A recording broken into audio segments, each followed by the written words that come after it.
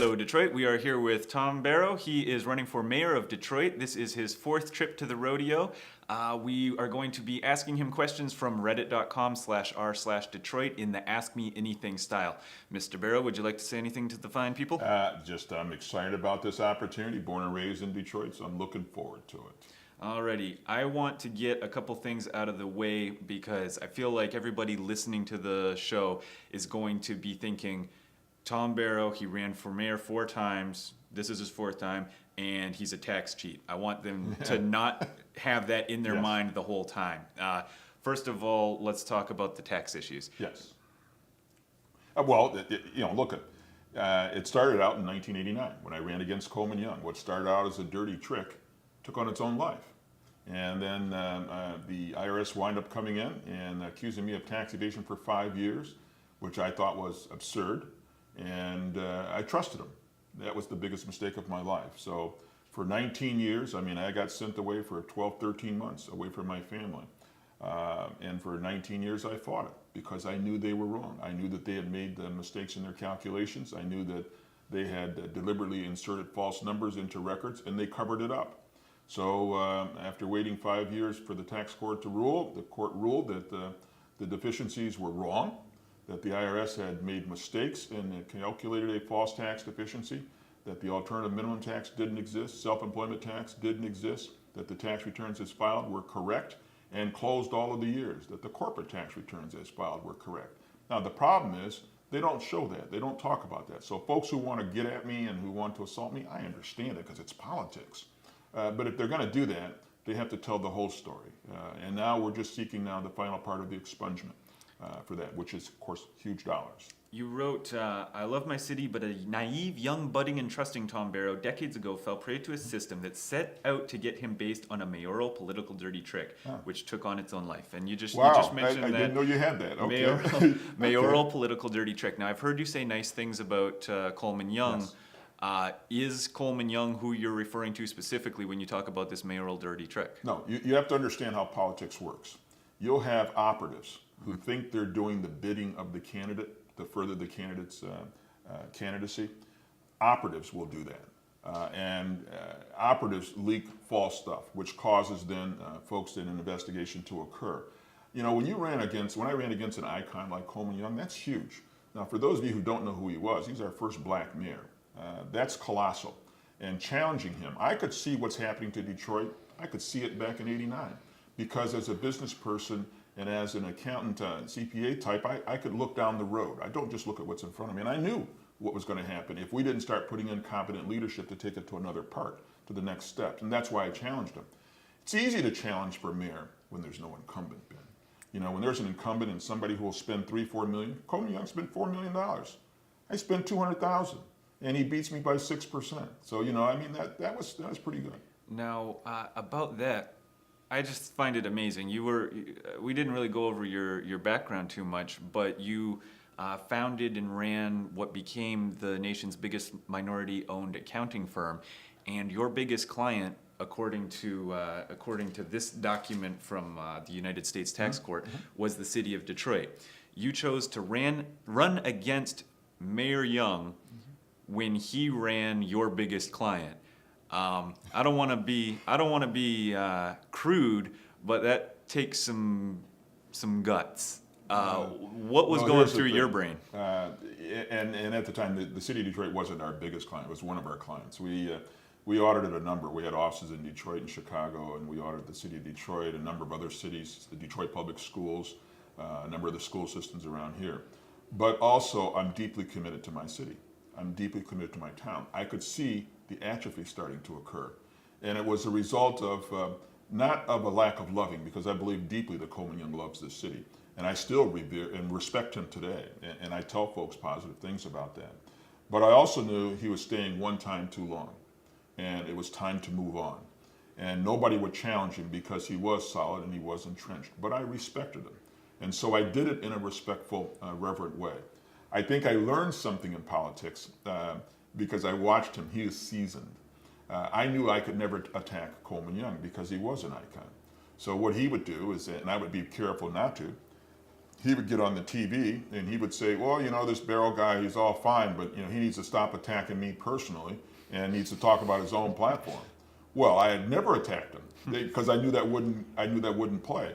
But from that point on, every place I went, people kept saying to me, you shouldn't be attacking him. Tell him, well, you know, so when I hear that today from the right-end guy, I recognize that. You know, this is all that's the way politics works. And so now, though, unlike then, I'm a little more seasoned. And so I approach it directly. I punch it right in the eye. Is Mike Duggan's name like Voldemort to you, where you know it's the name not to be spoken? Well, the right-end guy. Well, you know, he's insignificant to me. He's a write-in. I don't care anymore. He's you know, the thing is, he didn't come correct. He blew it. And people who think he's going to be our Messiah, who's going to save the city, and that there is no qualified people in Detroit to be able to do that, they're simply wrong. There are lots of qualified people who are capable, who went through the system the right way, who came and filed their petitions and signatures the right way, lived here the right length of time, and now they're ballot candidates. He's a nonentity to me.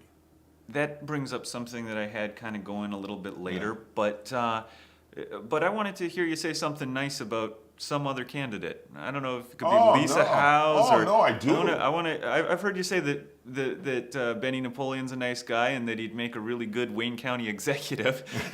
You know? I think what I said about you know, I've actually said something nice about all of them. And I've said this about Mr. Napoleon. And somebody said the other day he's cute, you know, and they like because he's cute. Well, I'm cute. My wife tells me I'm cute all the time. So I don't know that that's it, but I'm also competent. I've talked very highly about Lisa. I respect Lisa. I think she's a very bright young lady. I think she needs more seasoning. It's not time just yet. I said very good things, quite frankly, about Crystal Crittenden. I think that she is an outspoken, great advocate. I could see her serving in the administration as a deputy because I think we have to set up the lines of succession. I speak very highly about Fred Durhall. Fred's a nice guy. I think Fred is, you know, he worked under Mayor Young. Fred's a very competent kind of guy. But I don't think this is out of his wheelhouse. It's out of Lisa's wheelhouse. It's out of Benny Napoleon's wheelhouse. The issues that confront Detroit are finance-based, and I'm an expert in municipal finance. Nobody else is going to be able to tell you they signed audit opinions for cities. They signed audit opinions or got the clients for schools. I got the clients. I'm the guy who went out and made it rain. So, you know, I say lots of nice things. I have nothing nice to say about the write-in because I think he's a carpet. You know, I'm going to leave him alone. I'm all done with him. You want me to talk about him, and I don't want to talk about him. I asked you to talk about everybody other than him, but I do think that carpetbagger kind of sounds like a slur. Like you know, there's slurs that are non-ethnic, non-nation based. You know, and that one just sounds like such a kind of mean word. Oh no, I think you have to look it up. I think that's going through your filter, Ben. A carpetbagger, if you look at the definition of a carpetbagger, it's somebody who moves into a community to seize a political advantage, who has no connections with that community, and who then will be only beholden to those who finance him and himself. So this is the classic definition of it. It's like using this word the moment you say something. You know, if you bring up the word the color, you say somebody black. Well, you played the race card. Well, that's not even a word we use. That word was created. I think there's a book by George Day. Go look at where it comes from. It comes from the majority community to silence the minority community. It comes from to legitimize that person who's claiming that you played that card. We don't use that word. It's just not something that we do. I get you. Let's jump back into the questions. Although one other thing I'd like to say is that you said Coleman Young stayed one term too long, and we've talked a whole lot about 1989, but you also ran in 1985. Did he stay 2 terms too long? No, 85 I knew I wasn't going to win. Okay. I was setting it up for 89. I mean, I'm a long-term planner, just like I'm doing here today. I mean, I knew in 85 when I ran against the mayor, I mean, I'm not going to win. He's too entrenched. Kevin Orr said, "Don't make me go to bankruptcy court." And I'm going to read your response. "The reality is that that's a bluff. He'll never go to bankruptcy. I would suggest that you do go to bankruptcy." Now, with all the kind of legal wrangling going on around this bankruptcy, does this now count as a genuine attempt at bankruptcy, or are we looking at a really big bluff? No, I think what you're going to find, and you haven't seen all of the wrangling that's going to ultimately occur. Mr. Orr derives his power from Public Act 436. I think it's Section 1558, which permits him to take the city into a bankruptcy. However, once you cross that bright line and go into bankruptcy, you now come under federal law. And under federal law, the debtor is defined quite clearly as the city, the municipality. It doesn't provide for the municipality or its designee. Mr. Orr is relying on the Public Act, and I think it's 1222 in that same document that talks about, well, he'll represent the city. But no, that doesn't work that way. So I think you're going to find he's going to have to apply to become debtor in possession. He is not. He's not the automatic person in that respect. He's just being allowed to have free reign because everybody's afraid to challenge. Everybody is terrified. Well, you know, see, to me, if it's not right, it's not right. And I understand bankruptcies because I've been appointed by the federal courts on a number of bankruptcies. It's interesting, though, you got all these quotes and things from I don't know, I remember saying them, though. I remember saying them. That's very good. I'm actually... I'm allowed to read. Yes, okay. Thought you were going to talk to a little 15-year-old with no books behind him. Okay, I read. So you have a Detroit. Listen, this is 70 pages. That's right. I read this. That's right. That's right. We got a question from Left Detroit Throwaway. He's kind of one of the more famous users on our little site. He is a formerly very optimistic person about Detroit. Bought a house, had some terrible experiences, like a lot of us have. Eventually left Detroit, but he still does a lot of volunteering here. But he's got a reputation for being a little bit on the jaded side. Okay, I understand. Here we go. The cost of living in Detroit is exceptionally high for a property owner. Examples given: property tax, income tax, home insurance, car insurance, etc. It's frequently double or triple the cost of owning a home in the neighboring suburbs with only a fraction of the equivalent city services being provided. What do you plan on doing to address this discrepancy? I think he's absolutely right. And unfortunately, you know, over the course of the years, you know, Detroit is, the problem that we've had here, Ben, when you don't have a financial adult, every single department is over by $50-60 million. You know, most departments, let me say, the police department, even under Mr. Napoleon, which is why I say it's not in his wheelhouse. We're dealing with over 200 million of the deficit is his when he ran the police department. So, you know, he's right. And as a result of doing that, but we had more money coming in than what we were necessarily expending, so it covered up the inefficiencies, the ineptitude. And because nobody was watching the store until at some point you lose enough revenues to where now these inefficiencies start to manifest themselves, which is what we're seeing now. Property taxes are too high. I'm the first to admit that. I'm the first to say that. We have a $300 user fee to collect garbage. Shouldn't be that way. I'm intending to get rid of it. Our insurance rates, people are falsifying just because it costs you more to get insurance in Detroit. It's wrong. So I'm going to explore the concept of having our own insurance company and then using Lloyd's of London to reinsure. Now that's going to require some legislation. I understand that. But there are people who have never had accidents. I've never had an accident. I don't even have moving violations. I don't have any of those things. And my insurance rates are huge. I'm a 64-year-old guy. You know, it shouldn't be that. It just shouldn't be. So that's the way I see it. As a related question, how do you plan to address the fact that approximately 50% of Detroit property owners do not pay their property taxes? Well, I think you have to put that into the proper context. It's not that they don't pay them because they don't want to pay them. Many of them can't afford to be able to pay them. When you're living in a city or you're living in an environment where you can't find jobs, you can't find employment, or the jobs that are available aren't jobs that you can fill, that's a serious problem. So we have to be creative in finding a way for them to be able to pay those taxes. But also the city income tax. We're the only major city in this state that doesn't allow you to electronically file. That's absurd. So as a result, people don't. You know, I would change that. Again, that's because that's in my wheelhouse. I understand it. Yeah, I don't know if people know, but you're also a computer guy. You're not just a tax guy. You're a computer guy too. I'm big on that. I'm big on technology. Yeah. All right. We got an interesting question. We can get this out of the way. Are you familiar with the term othering? Othering? Yeah, making somebody else the other, whatever it is, whoever they may be. So is it the they? Go ahead. Yeah, making people the them over there. Oh yeah, right. Okay, they. That's right. You know, they want to take us over. They want to do this, and that. Well, it seems like almost every election in Detroit has someone who is forced to play the role of the white candidate, whether they're white or not. This has been Archer, Hendricks, Bing. I think Duggan's doing a pretty good job of being a white guy this time around. But at one point, you were kind of put in that corner against Coleman Young. You were the white guy versus the black guy. How does it feel to be on the other side of that? You know. You know what? I'm not really sure. I think what you're interpreting that to mean is if a particular candidate is supported by somebody who can be termed and can be classed, they'll put that on them. I don't see that so much this time. I didn't see it with Archer. I didn't see that because Archer and Kwame, yes, and McPhail and all those, they were all people of color and they were African American.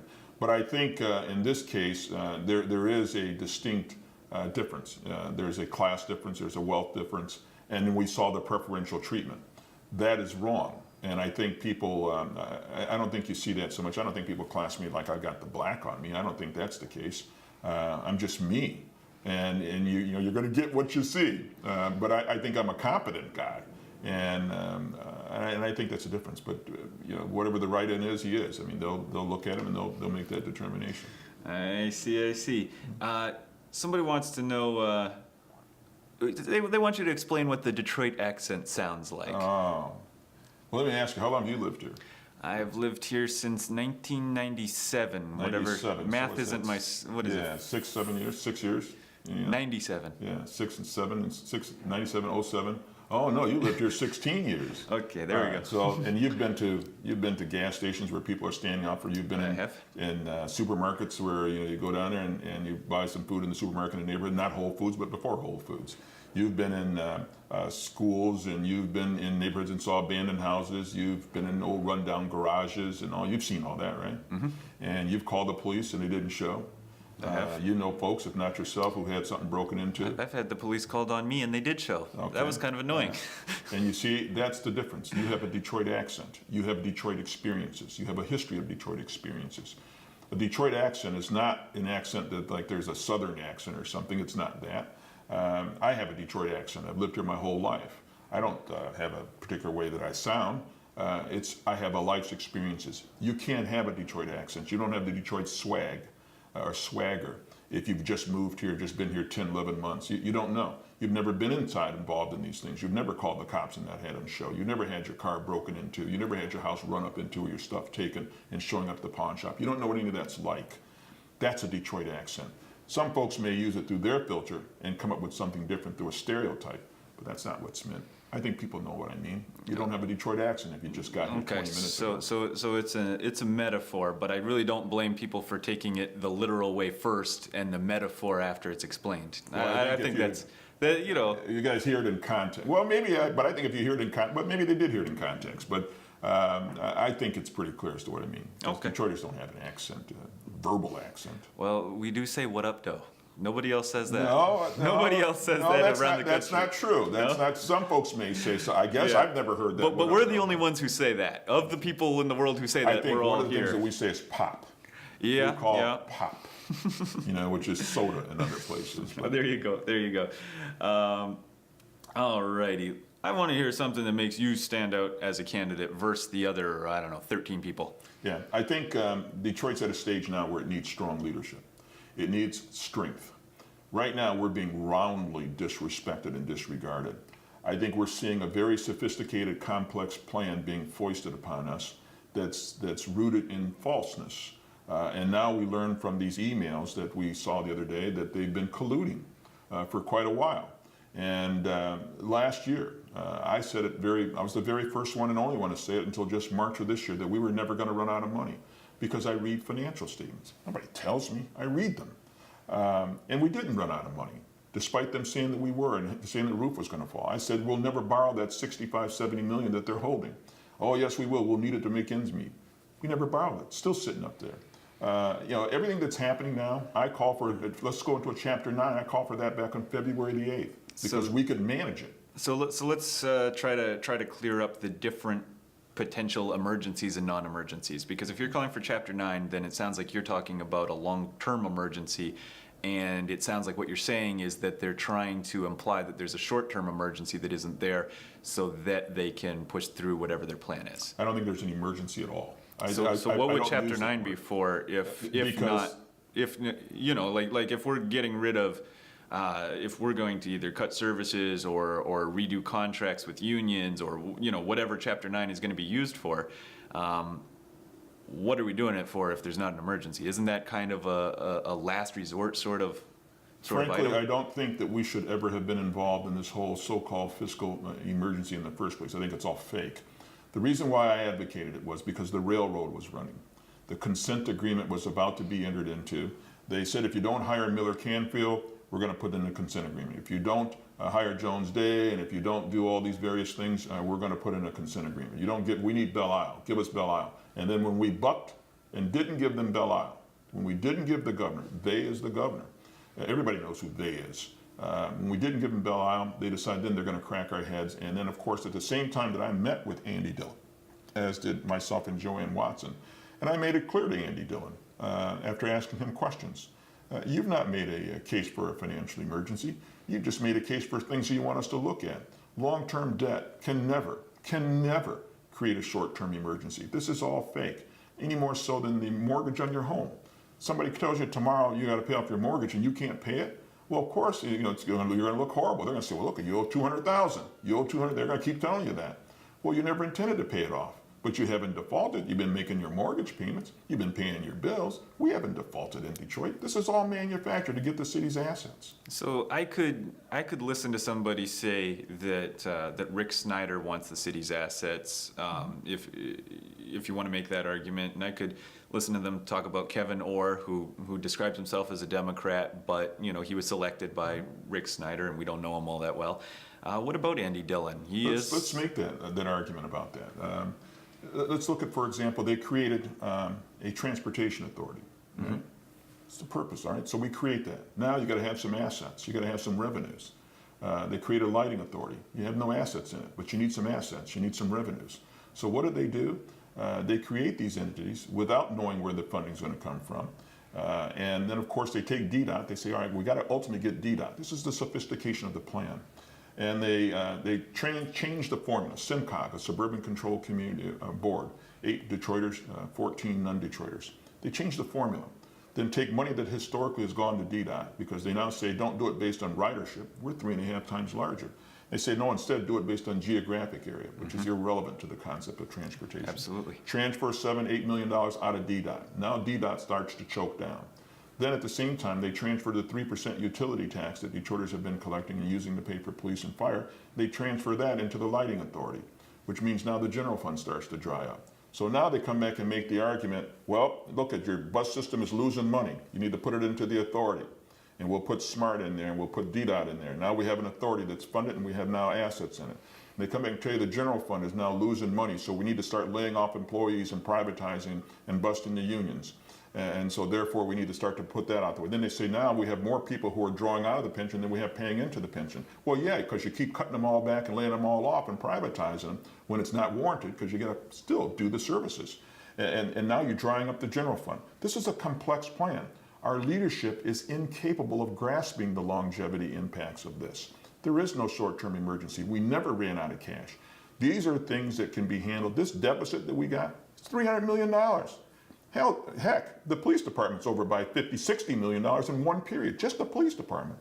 If there was an adult who handled every department and watched every department, as a guy with my finance background, hell, we'd be out of this thing in 2 years just by staying level. Now we'd have to deal with our long-term legacy costs, of course. If Detroit was running at maximum efficiency, would we have enough income coming in to pay for all the services that Detroiters deserve? Absolutely. There's no question about it. Absolutely we would.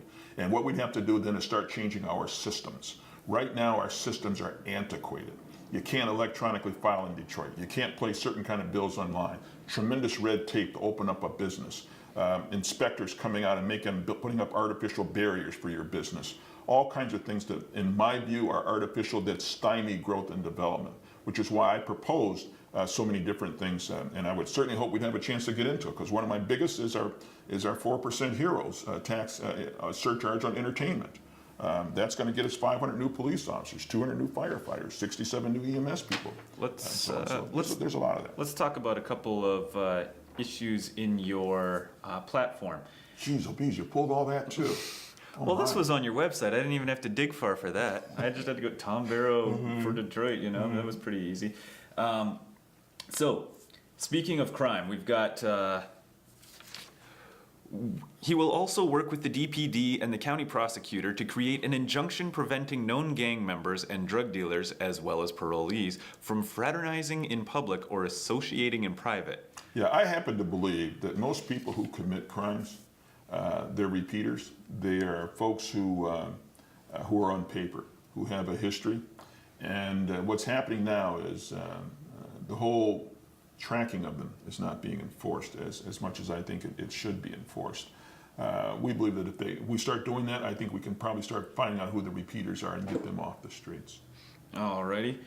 You want to use drones to do aerial surveillance. That's when I look through your platform, it's interesting. Maybe you would just say that it's results oriented. But if I was to try to say like, okay, over here he's fine with marijuana, take it off the list of illegal substances, kind of a little bit libertarian over there. But then we've got drones. You want to. We're gonna look over your shoulder, man. We're gonna do it. Hey, I'm all for it. Whatever gets us more footage. Yeah, I think I think what we mean there is that we used to have helicopters, eyes in the skies, and which are pretty expensive. We can't do. Now you can have because of technologic changes. You can have something smaller that can hover over a crime scene. That can you have a police chase. The helicopter used to do that, which is very expensive. Now, for a fraction of that cost, you can have an automatic machine kind of do that kind of thing. It's all designed to be efficient, use technology. I see. As far as jobs go, we've got required Detroit residency for new city employees to rebuild the tax base of property owners. My problem with this is that we didn't lose our residency requirement on our own. I don't think any mayor said, you know what we really need to do? Let our police and fire, who are kind of stabilizers of neighborhoods, run out to the suburbs. A judge told us we couldn't have that. That's that Detroit accent talking. You get that Detroit accent, man. See, now you know what I mean by Detroit accent. Well, here's the thing. I'm a Canadian, but okay. No, you got a Detroit accent. Alrighty. That comes from longevity. Here's what we mean there. There are things that we can do to engender people to live in Detroit. If you want to be a city employee, there's a list of qualifications and tests and all. One of the attributes should be where you live. And so if we make that one of the attributes, you can pass all of them. But all of them have points. And if you get to that last one and you don't pass that, geez, you don't get the job. I mean, we're going to do something to try to engender people coming back into the community, which is why we proposed our nonprofit housing corporations, where we're going to have ex-offenders and using grant dollars, fix up houses. And then taking those skills from those folks, somebody who does plastering, somebody who does plumbing, somebody who does electricity, and all of who are ex-offenders. And then we're going to fix up properties, turn around, and then sell them, and then do another. But with dozens of these, creating hundreds, if not thousands, of jobs. We got to look for jobs that Detroiters can do. If we add a point system for residency, we're going to be at risk of getting sued for disparate impact from different groups. Do you agree? See that. No? I don't see that. Alrighty. No, I think it's just one criteria, just as it is in the University of Michigan admissions policies, Texas University's admission policy. They have some points for where you live at, where your zip code is. I hear you.